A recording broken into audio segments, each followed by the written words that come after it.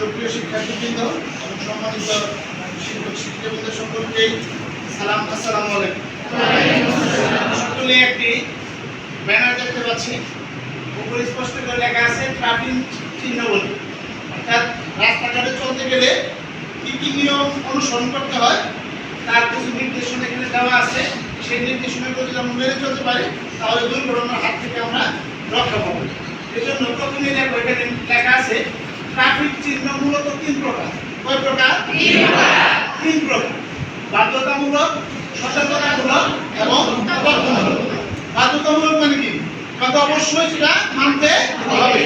তারপর আছে সতর্কতামূলক, কিছু কিছু বিষয় আছে যে সতর্ক হয়ে চলতে হবে, এগুলো হলো সতর্কতামূলক। আর কিছু তথ্যমূলক আছে যেগুলো তথ্য আমাদেরকে জানা থাকা দরকার।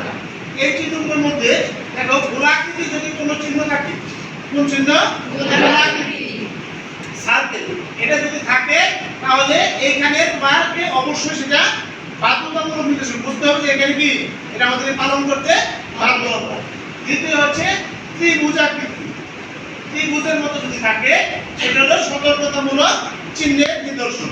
তারপর আছে চতুর্ভুজাকৃতি, চতুর্ভুজ তোমরা চিনি, সকলে চিনি চতুর্ভুজ, তাই না? এই চতুর্ভুজটা হচ্ছে তথ্যভিত্তিক নির্দেশিকা। এগুলোর মধ্যে দেখো যদি এই গোলাকৃতিটা নীল চিহ্ন থাকে, কি রং? নীল রং করা থাকে, তাহলে বুঝতে হবে অবশ্যই সেই নির্দেশ আমাদেরকে পালন করতে হবে।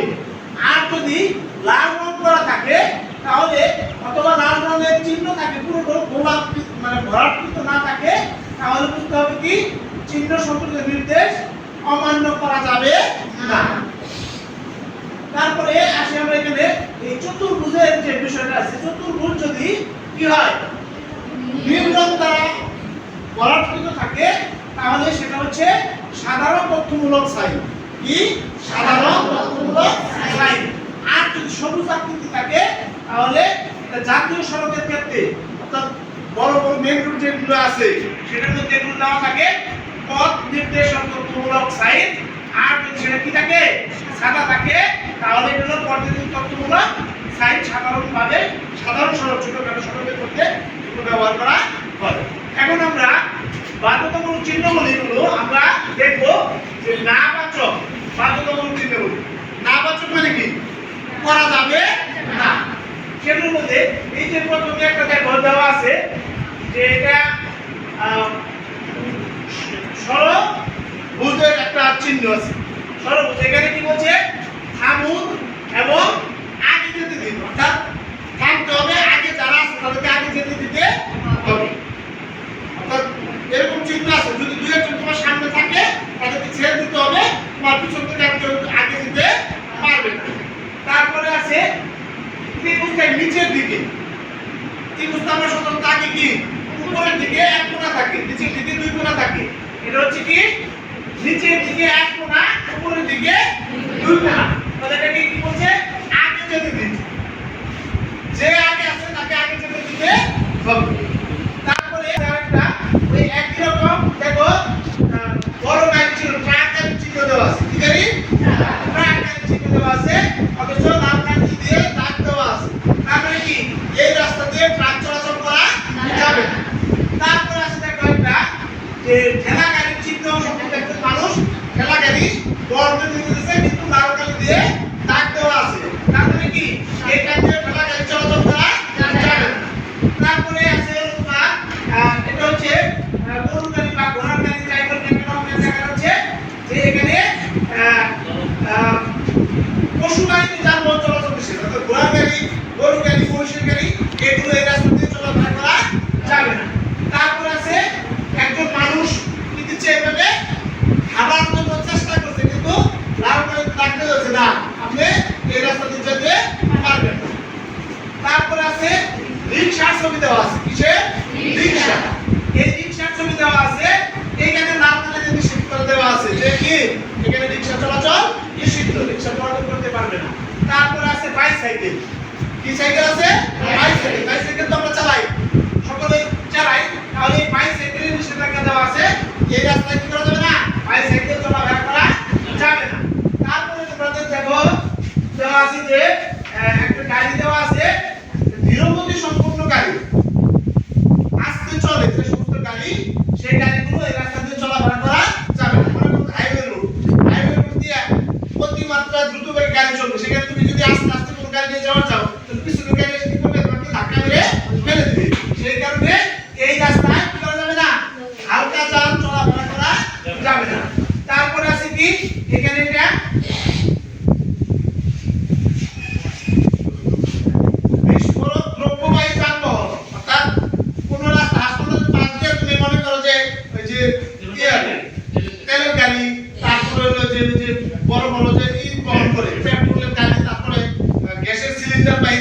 আছে ওগুলো দুর্ঘটনা ঘটাতে পারে সেই গাড়িগুলো এখান দিয়ে চলাফেরা করা নিষেধ।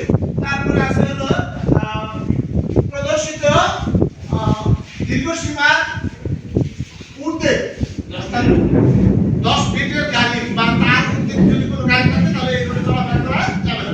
মনে করো আমাদের সিঙ্গেল রোড, এখানে যদি 10 চাকার গাড়ি চালানো হয় তাহলে কি রাস্তা ভেঙে যাবে, এখানে এই গাড়িগুলো চলাচল করা যাবে না।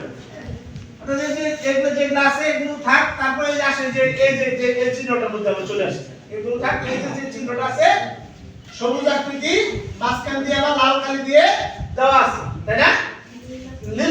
নীল রঙের মাঝখান দিয়ে দাগ দেওয়া আছে, এখানে পার্কিং নিষেধ। পার্কিং বুঝো, যেখানে কোনো কিছু থামিয়ে রাখা হয়। অর্থাৎ মোটরসাইকেল নিয়ে গেলাম, মোটরসাইকেল রেখে দিলাম, সাইকেল নিয়ে গেলাম, সাইকেল রেখে দিলাম, গাড়ি নিয়ে গেলাম, গাড়ি রেখে দিলাম, এখানে রাখা যাবে না, নো পার্কিং জোন এটা। তারপরে আছে হলো এই যে আরেকটা আছে নীল রঙের মধ্যে ক্রস চিহ্ন, ক্রস চিহ্ন, সেখানে থামা যাবে না। গাড়ি নিয়ে যেতেছে, গাড়ি চলমান থাকতে হবে, মোটরসাইকেল চলমান থাকতে হবে, মানুষ যদি থাকে তাকেও চলমান থাকতে হবে, এখানে দাঁড়িয়ে থাকা যাবে না।